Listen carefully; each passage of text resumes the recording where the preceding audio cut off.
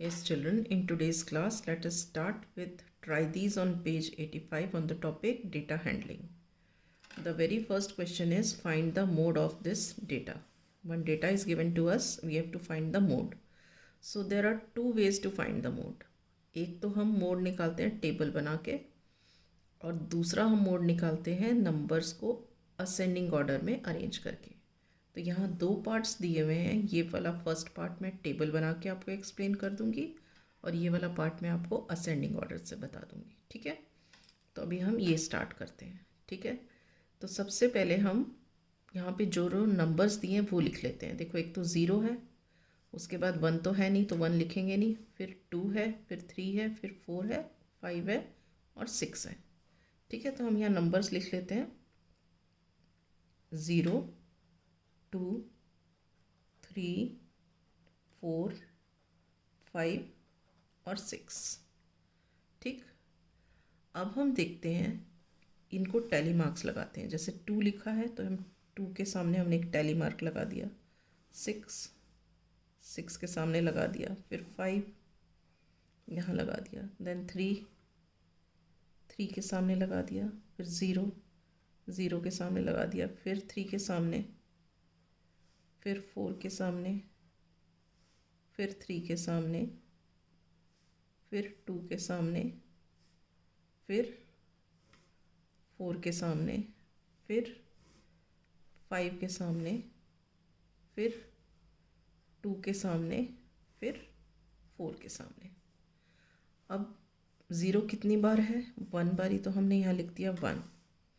To कितनी बार है? Three बार, तो हमने लिख दिया थ्री। फिर थ्री कितनी बार है? वो भी थ्री बार है, लिख दिया थ्री।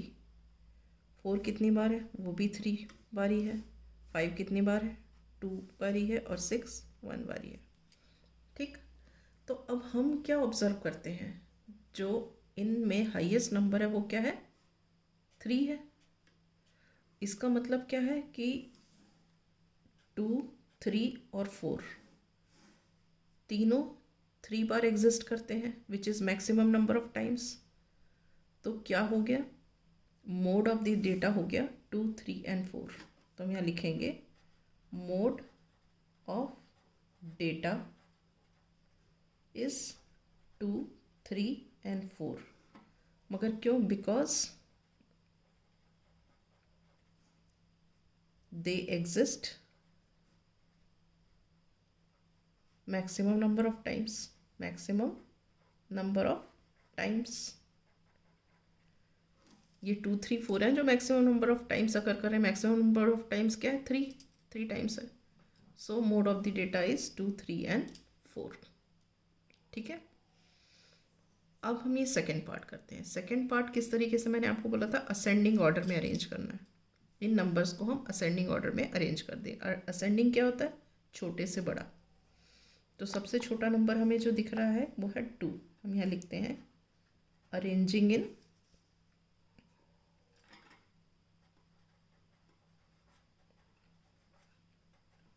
Ascending order.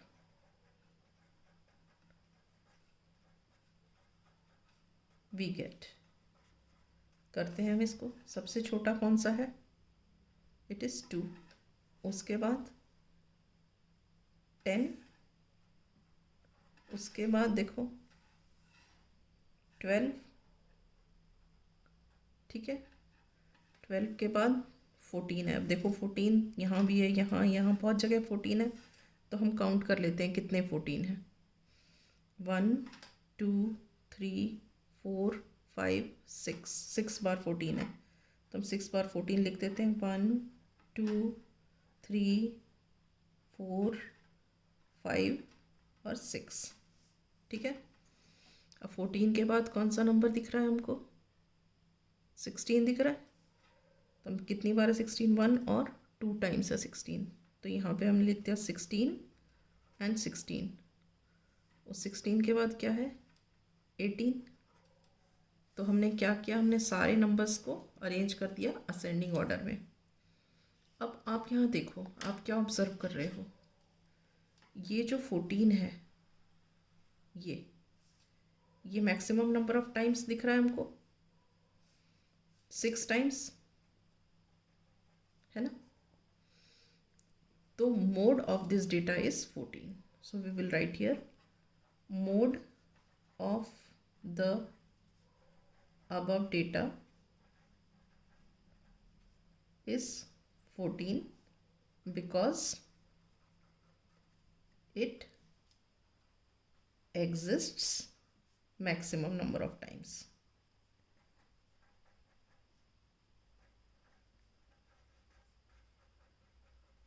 ठीक है, right? Okay. So with this, I wind up the class. In the next class, I shall take up the next question.